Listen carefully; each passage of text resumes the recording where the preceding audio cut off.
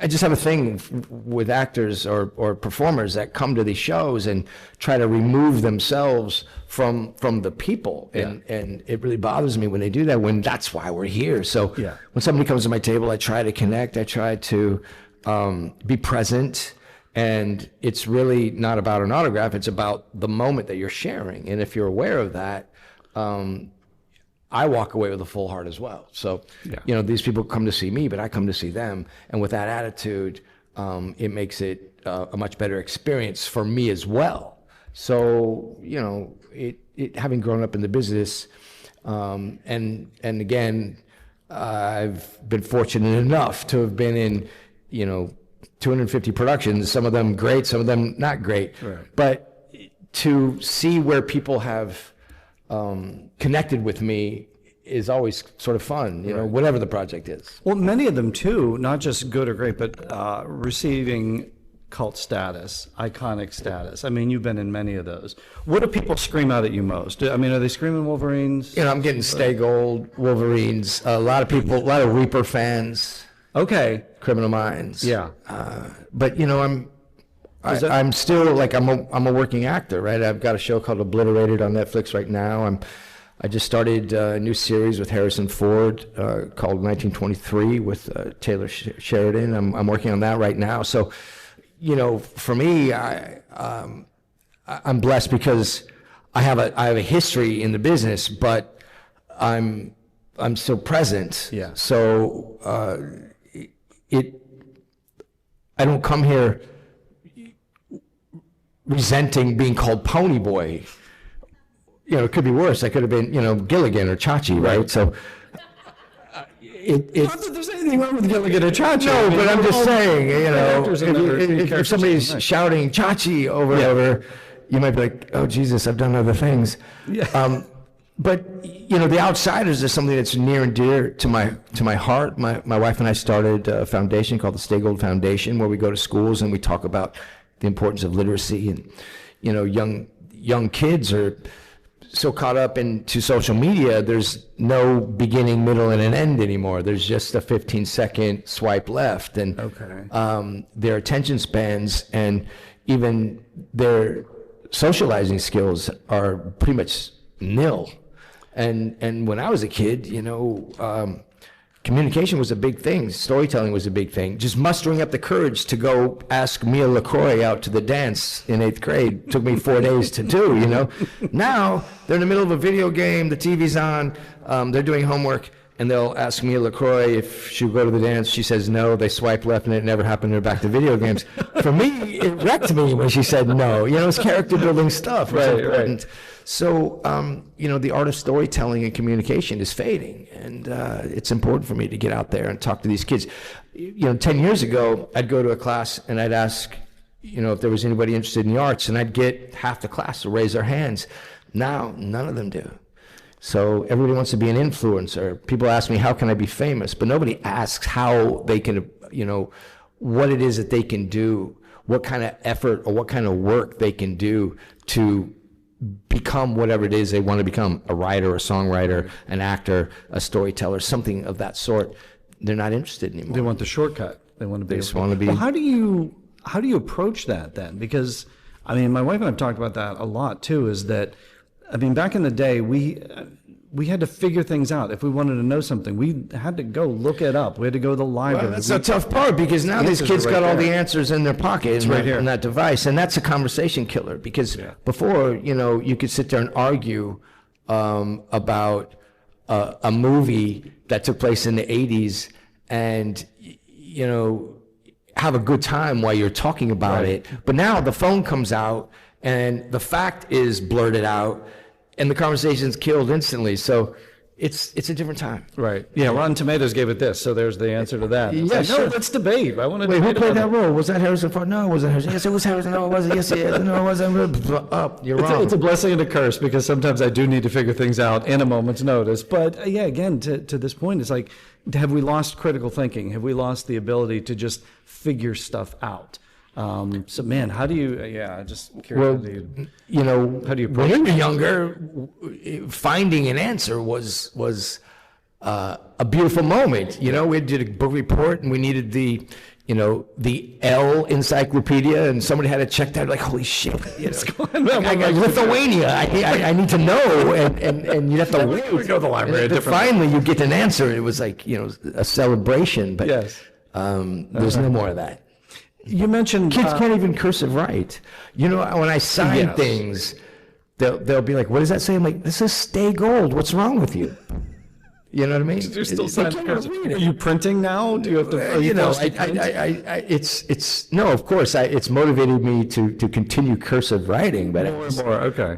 unless they're using their thumbs, they can't read it. Yeah, it's amazing. Well, a whole different world. Anyway, I digress. I know. Whole dude's up here. Yeah. It's barking. You're like alone here. I know, that's fine. Well, look, if this is the best place to be. You mentioned one of the series you're working on now, 1923. I meant, full disclosure, my wife and I watched the first season, and my God, we got so wrapped up in it, and then when you see Harrison Ford and you see him in that type of role that we want to see him in, but television is so different today. It used to be like you'd have a series, you'd have to have 23 episodes, it's every week. Now you're putting out the storytelling, I think, is tighter. Yeah. I think you can put those things out, but my goodness, the wait in between seasons, it's like... And you only get 8 yeah, episodes. Right. Can you, and you binge them and then you go through and then we got to wait for this. Can you give us anything? How far in to production are you? Can you give us anything about your experience? Well, the interesting thing about this show is that we don't shoot them in order. Okay. So there's 8 episodes. And Script's all done. like I'm starting on number 5, but I come in earlier, but I'm just saying my first scene is scene 5. So Okay. The scripts are all in. Back in the day, of course, you never shoot anything in order, but for example, The Outsiders, we tried to shoot it in some sort of sequence and from the beginning to the end. But it's all about the dollar now and locations, and at least for us, and a lot of times, like when I was on Southland, which I did for 5 years, you'd get your script, but they, were still writing 2 or 3 scripts ahead. This is locked in, and You have everything all at once, so you can know the whole story. Sheridan is up doing Yellowstone in Montana. We're down in Texas. Okay. Oh, you're actually filming. So he's doing 2 or 3 things at once. He's getting the John Benet Ramsey show up and going. He's doing that. The guy is so prolific. He's got, was it Tulsa King? Yep. And I think that's coming back for another season. It's coming back, Yep. and what's the Jeremy Renner show? King of right? Yep. Mayor of Kingstown. Yeah. The guy, you just go, how are you doing this? And I'll tell you, the crew is the happiest crew you've ever met because they bounce from show to show to show. Okay. And in general, Hollywood is like burning to the ground right now. Nobody is working. So if you're on a Taylor Sheridan show, that's it. You're pretty stoked. So, but you've got all the scripts. You've read everything. You know what happens to your character. I've got all the scripts that I'm in. Okay. So I'm not in every. I'm not in all 8. So I know what's going on as far as the storyline that I'm a part of. Okay. Can you give us anything about your character at all? I play a rancher. And that's pretty much all I'm gonna. That's fine. Yeah, no, that's fine. I get it. I'm seeing the look too. I'm seeing the mustache. Well, I learned once because you want to talk about Spider-Man. Here's a Spider-Man story. We'll do Spider-Man. So I got hired to do this sort of small role, which took like 5 weeks of shooting for 10 minutes of footage, and of course you get this phone book that you have to sign your life away of all the things that you will or will not do. And, I of course I just signed it. Did I read it? No, I'm an actor. So Spider-Man's about to come out, and I get invited to go do this sort of interview on a local radio show in Los Angeles. And they start asking me some questions, and they say, can you tell me about your character? And I say, yeah, I played the father of this young kid who gets caught up in between this mini battle on this bridge, the Washington Bridge or something in New York. And I said, Spider-Man and the Lizard are going at it. And they go, wait, what? I was like, what? And they said, did you say the lizard? And I was like, yeah. Well, that went viral instantly because they had not announced who the supervillain was, of course. And I got 50 phone calls from Sony and all the lawyers, and they're like, what are you doing? And it was like, I still didn't even really understand what I did until I got in the car. My agent called me. He goes, what the hell did you just do? I said, well, what are you talking about? He said, what did you say? I said, I didn't say anything. And it took me a minute to figure it out. I was like, oh, shit. Well, they were ready to announce this at San Diego Comic-Con like in 2 weeks, and I had just popped the top off of it. So, needless to say, they weren't happy. But thank God all those people are fired, and... Sony loves me again. I just obliterated for them. There was a little shake-up there. So that executive turnstile is pretty constant. But I've learned to shut my mouth. But it's interesting you say that too, because like back in the day, and by the way, if you guys, I could fanboy out for the next 30 minutes or so, but like if you guys have questions, there's a microphone over here. So or just blurt it out. Or just whatever you need. I mean, well, I'm getting yelled at by the audio guys. Use the mic if you can. But yeah, if you guys have some questions, head on over, but I can riff and I can fanboy out. But it's like, back in the day, that wasn't a big problem. You didn't have to worry about those things. But then it's like the Marvel. You didn't have the internet. You didn't have the internet? I remember I interviewed John Wesley Shipp, and it was like right before Legends of Tomorrow premiered. And he was at a con like maybe a week before they announced the title, and he had said it. Yeah. And it was the same thing. His phone blew up. And it was just like, this is all different. It's a different way of looking at things. Well, it's an interesting thing because they ask you questions, and you answer them as you would. Yeah. And really, probably shouldn't be in the chair. Yeah.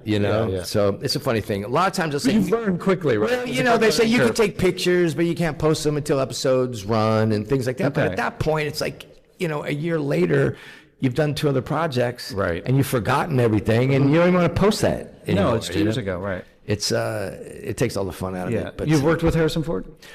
Not yet. Okay, not yet. Yeah. All right, you're looking.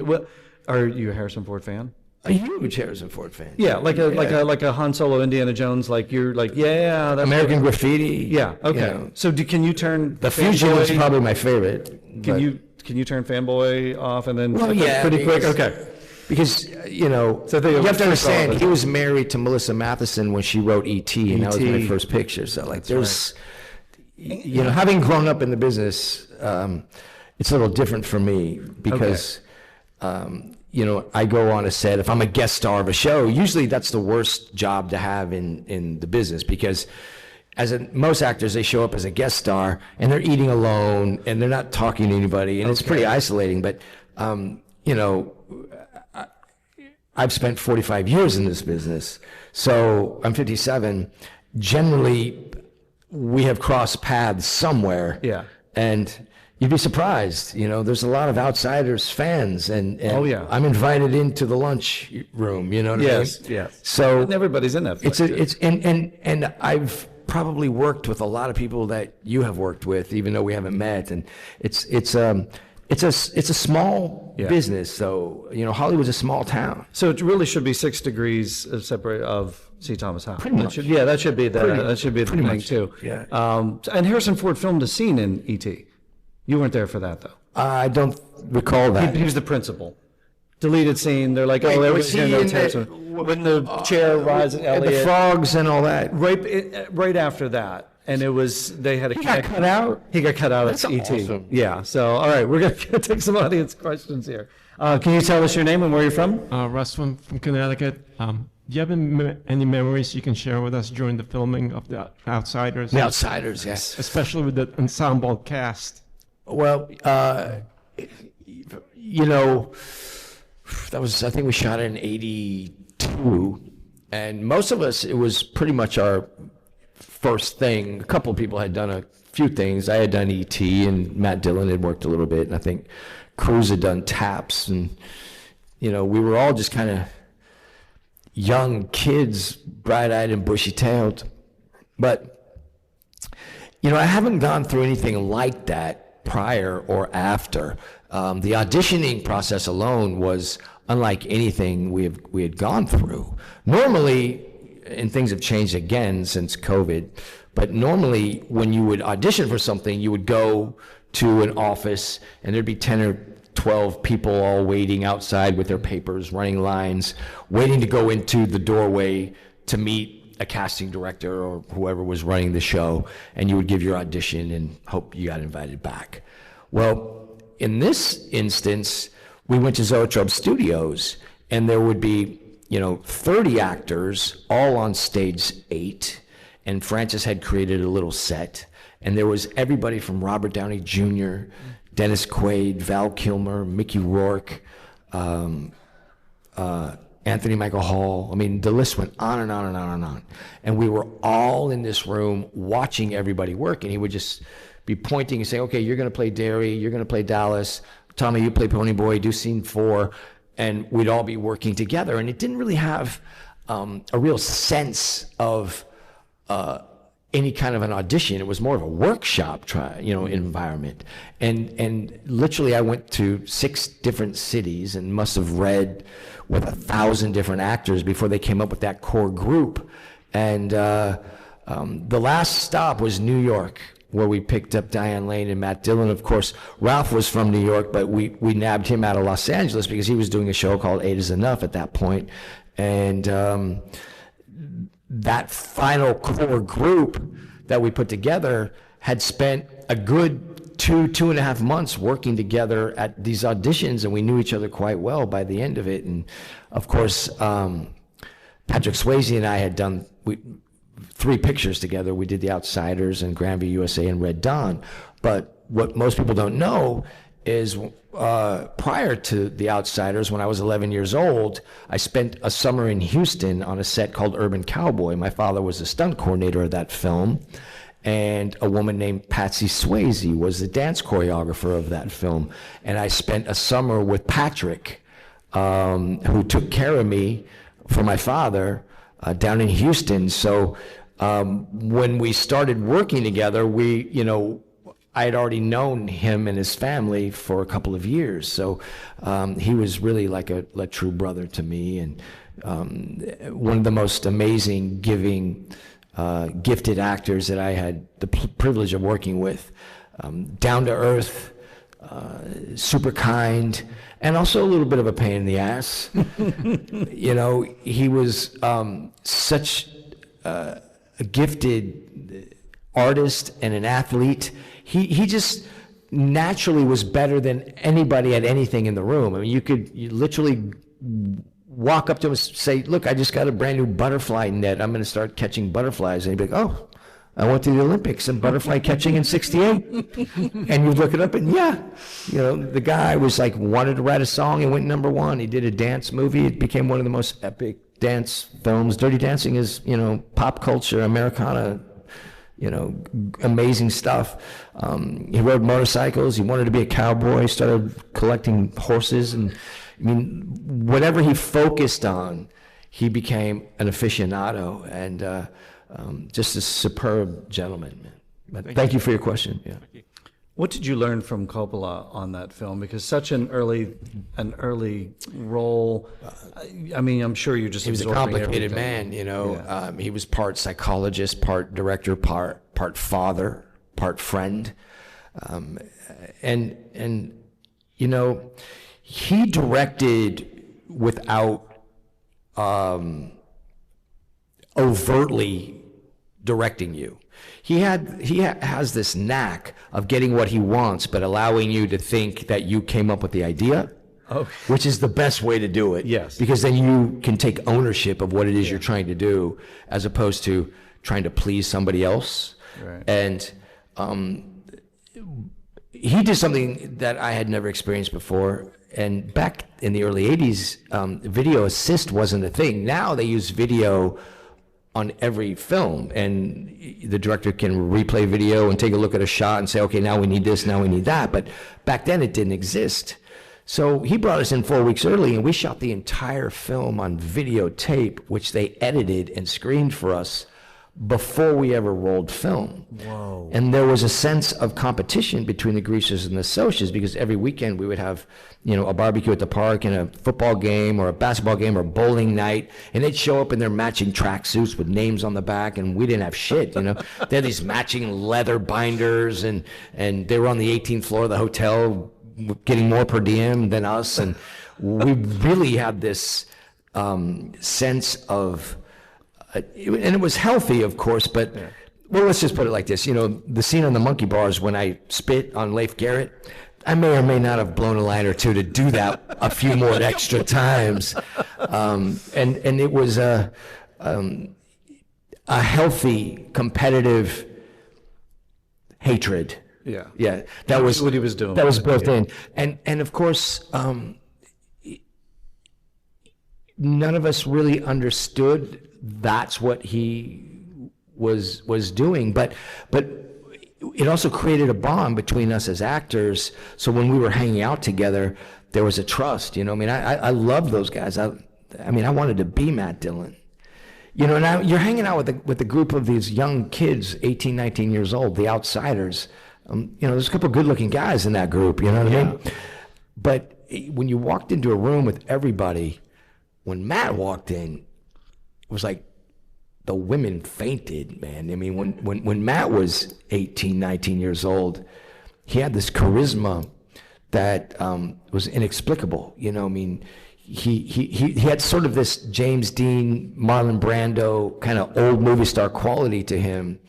And he was from New York, and I was from the West Coast. I was raised by a cowboy on a ranch, and I had never, met anybody like Matt. And Matt introduced me to music. He bought me my first, what we called a boom box back then, and cassette player, and bought like 10 cassettes for me and said, you need to listen to this. This is Led Zeppelin. This is The Who. This is the Rolling Stones. I didn't know who any of that stuff was. So he was so far ahead of, from an artistic standpoint, musically and artistically. His father was a painter. He liked museums. I'll never forget when we were in New York auditioning. He said to me, after work today, come with me. We're going to go have a pie. And I was like, I love pie. I love apple pie. We get done having pizza. I'm like, this isn't a pie. What are you talking about, right? So He taught me a lot. And people ask me, like, what was your favorite part of making The Outsiders? And of course, it was the relationships formed. And I had already known Patrick. And my father sent me to the set alone, and when I say alone, there was a paid guardian to watch me, but my parents didn't come, and that was intentionally done because we didn't have parents as Curtis brothers, and my father trusted the process, and of course he knew Patrick very well, and he could call up his mother and say, take care of my son, and they really looked after me. Wow. So it was the bond between the actors was built from the very beginning, and Francis was the architect behind that and knew exactly what he was doing the whole time. Just went so far beyond movie making. I could tell it still impacts you to this day. That's fantastic. Another audience question here? All your anecdotes so lead into my next question, so it's great. And your name and where you're from? I'm Joe. I'm from New York, so I knew what your friends meant when they said pie. So you got to play one of my favorite characters of all time. You got to be Professor Zoom, and the reason I'm that's a Reverse Flash, his animated piece, and he's fantastic because he's like no redeeming quality. He's like DC's biggest SOB. Yeah. And one, how much fun was that? And two, like, how do you, like, as an actor, like, this guy has no redeeming qualities whatsoever. Like, just how do you just delve into just like the biggest bastard DC ever created? So, first of all, I love playing villains. And, I spent most of my career as a child just kind of playing these teenage roles. And then never was offered a villain until I played the character of George Foyet, the Reaper on Criminal Minds. And when they cast me in that role, a lot of times as an actor,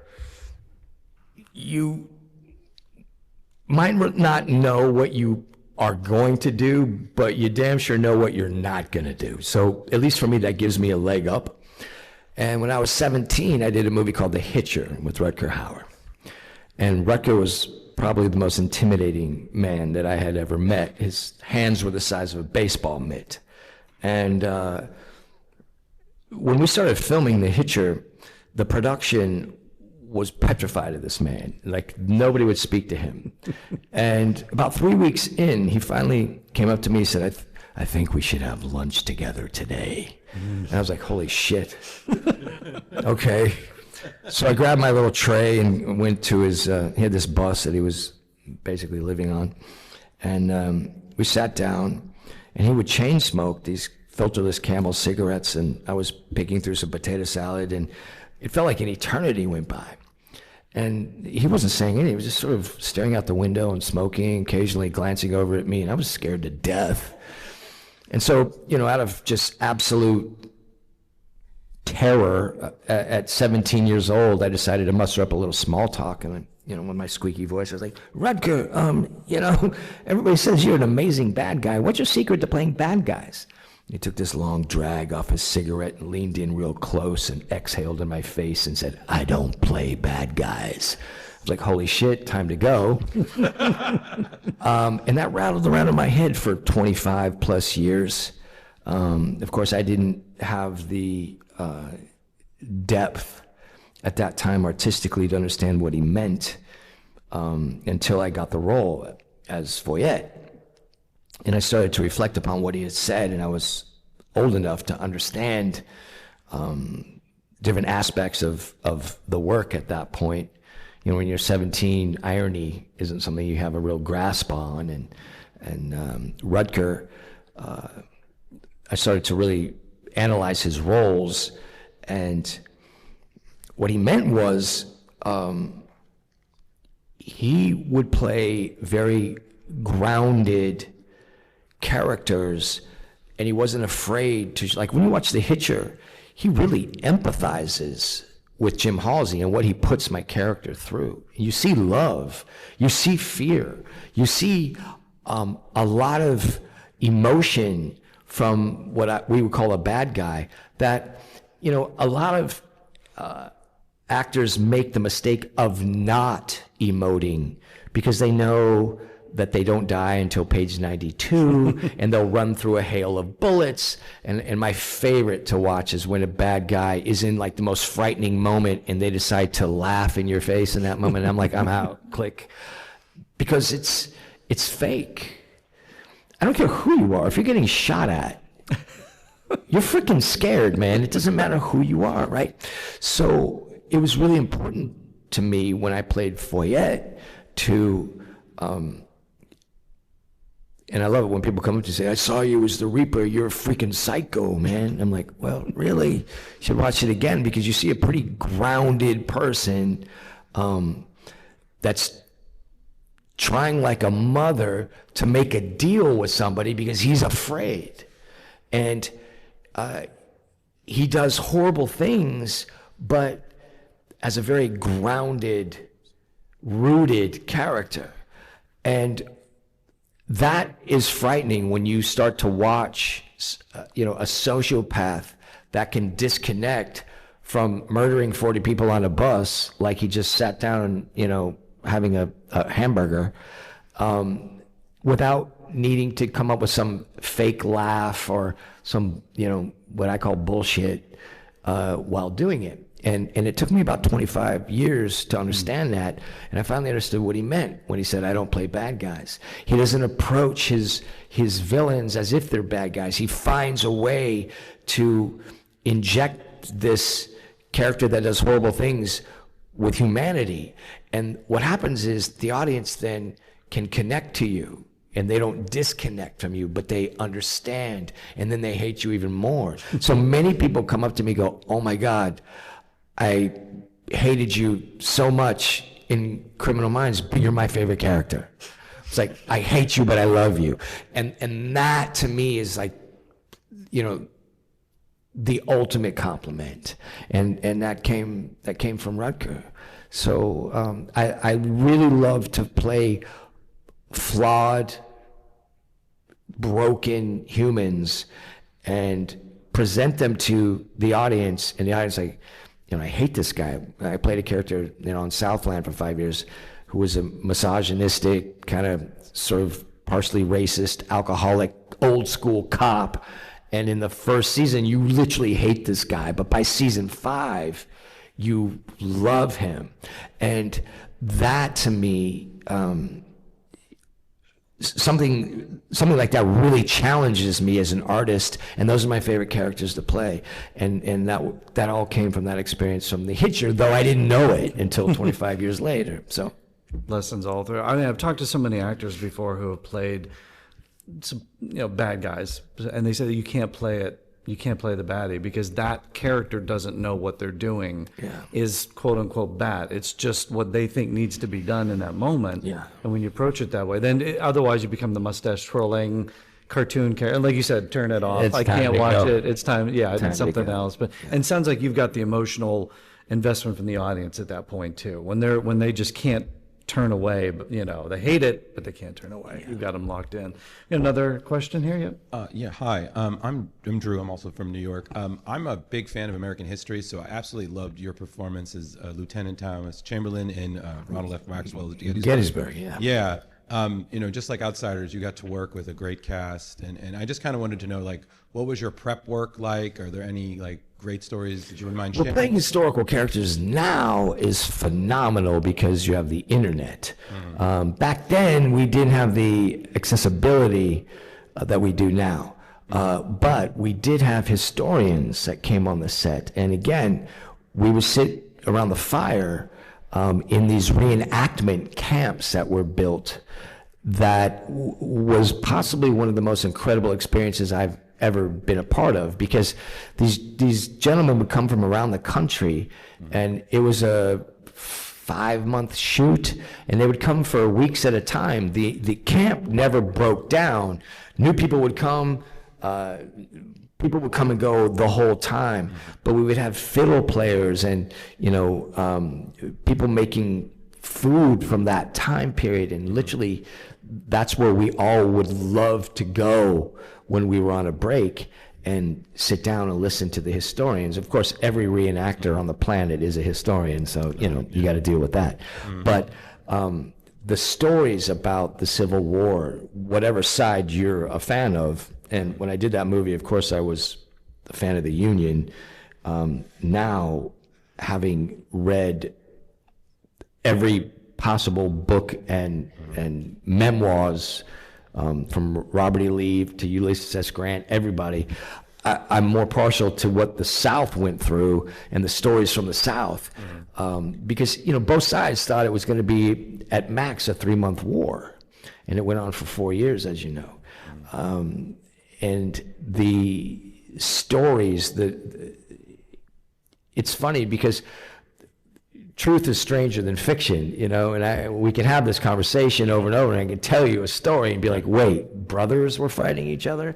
There was, on a Christmas Eve, there was a battle taking place, and both sides decided to take a break, and they came out and played a baseball game. And then at the end of the game, they both went back to their sides and started shooting at each other again.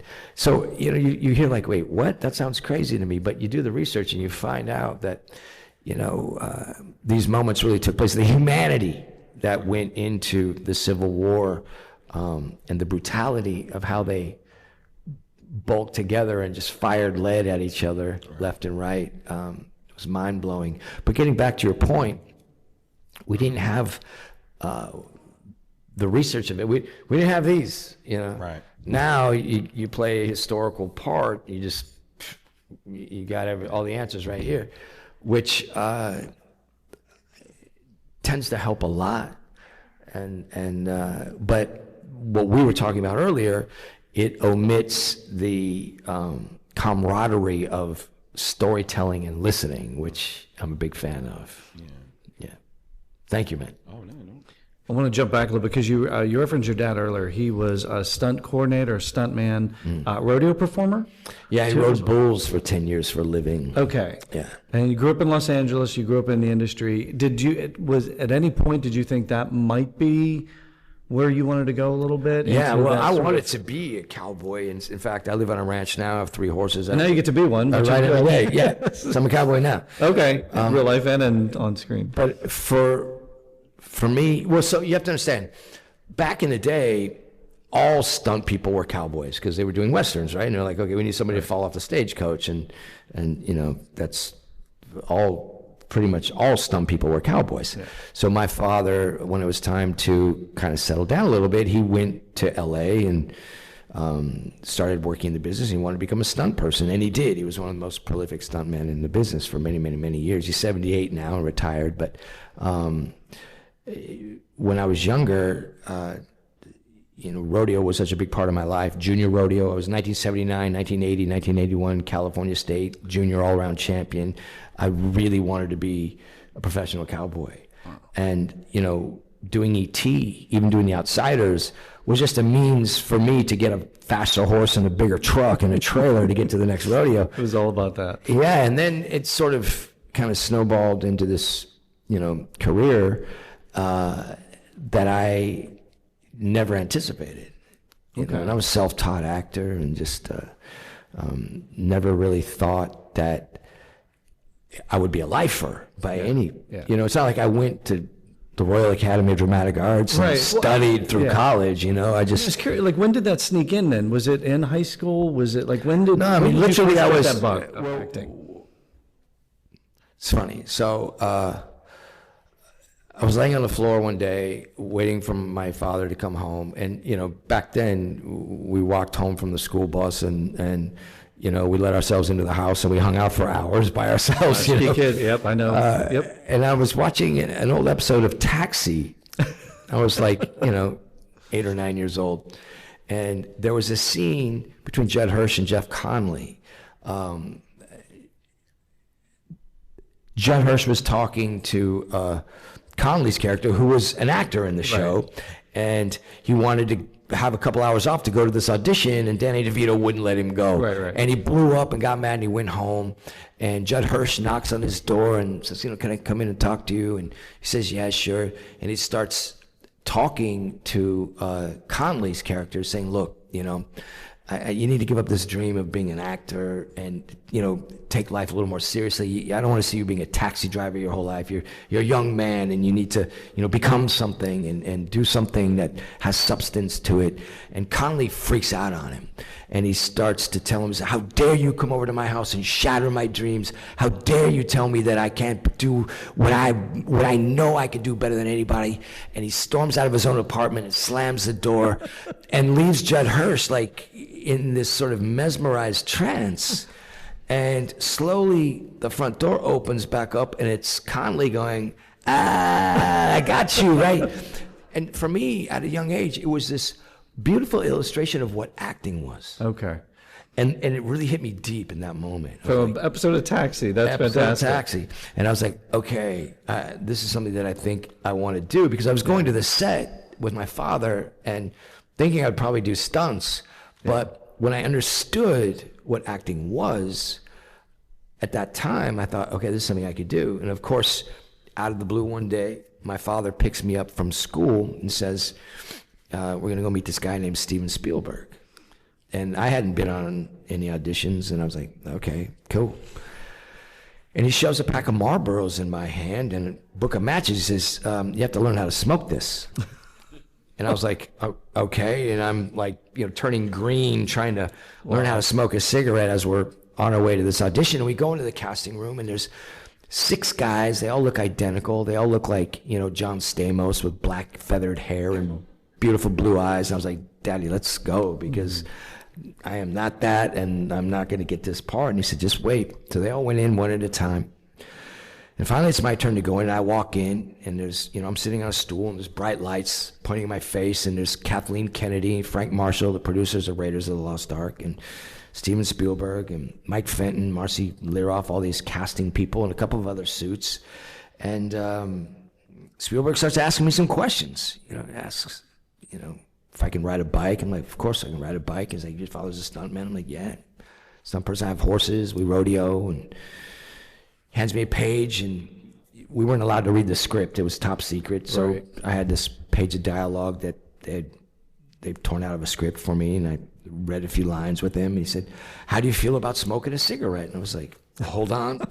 Pulled out this rumpled pack of Marlboros, stuck a bent cigarette in my mouth, and started striking a match. He was like, okay, kid, you got the part.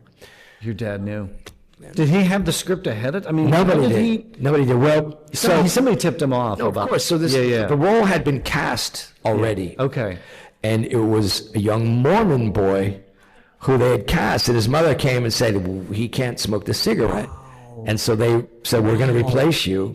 So he knew why. And so it was like, we need a young kid that will do this. Oh man. And he starts in a week. So it was completely by fate. What timing? I mean, yeah. And my father, And you ended up in one of the biggest Well, movies. what happened was my father had a commercial agent, and my father was the Marlboro Man for 5 minutes, and he'd done a lot of commercials, a Nescafe commercial and a few things.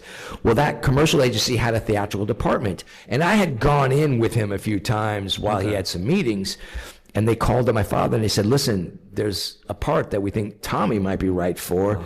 Can you bring him in?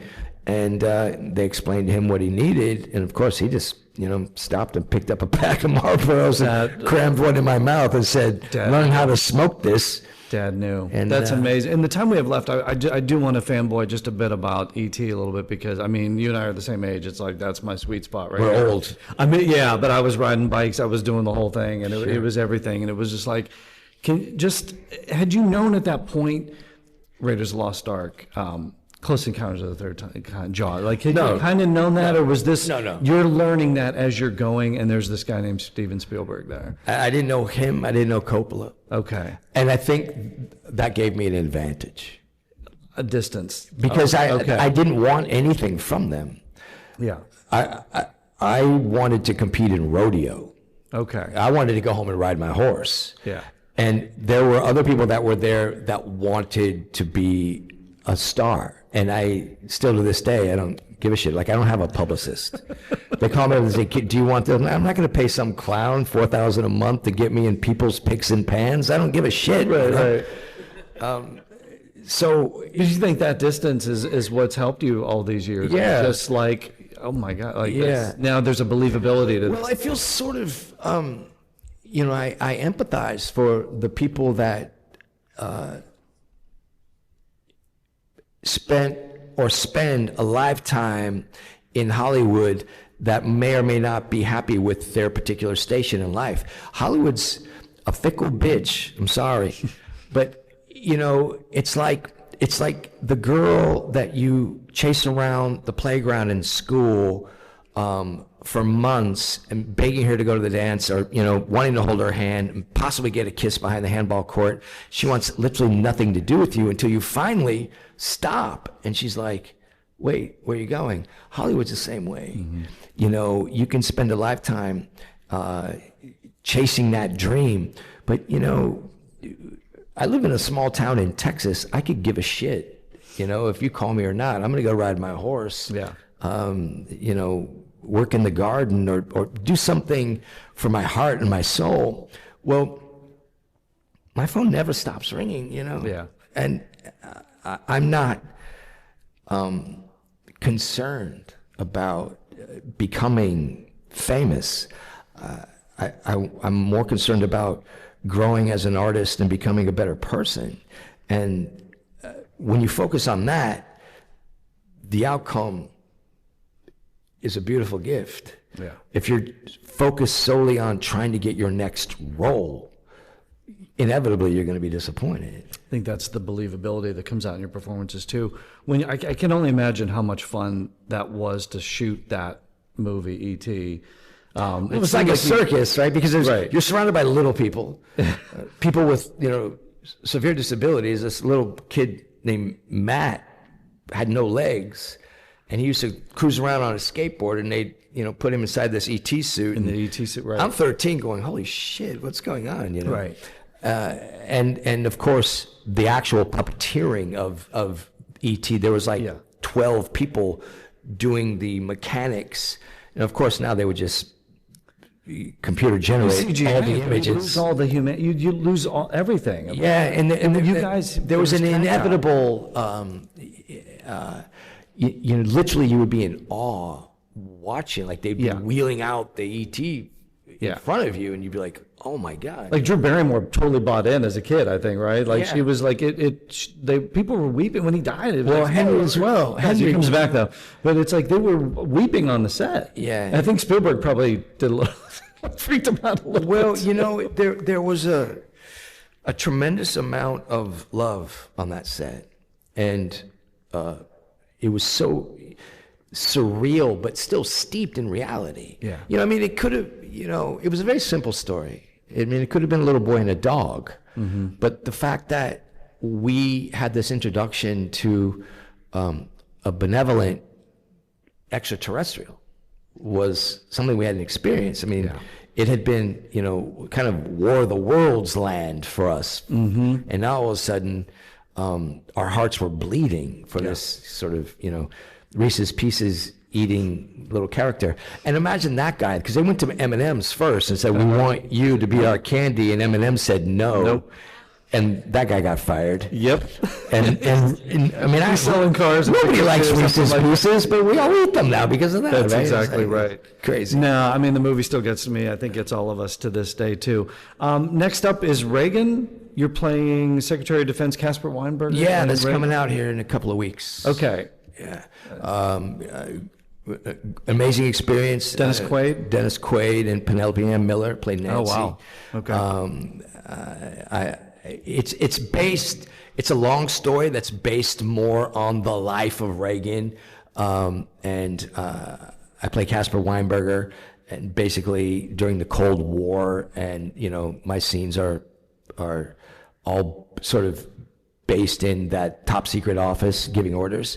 But the story is more about Reagan and his span over the years than just that particular political moment. Okay. I've done a couple of pictures with Penelope. Both of them are fantastic to work with. Again, you're talking about playing a historical character. And Casper Weinberger had a kind of a shady ending to his political career and his life. We don't need to get into that. But for me to bite into that moment and present that work was great. Yeah. And I really enjoyed that process. We're looking forward to that. You're here all weekend. Everything we've talked about and even more is down at your table. You're going to be having conversations with everybody. Yeah. You're going to be signing things, talk about everything. My goodness, we go on and on about your career forever. But thank you all thank you. But most importantly, thank you all for coming. Yes, appreciate it all these years. Thank you so much. C. Thomas Howell, everybody. Appreciate you, man. Thank you so much. Y'all have a great weekend. Hey.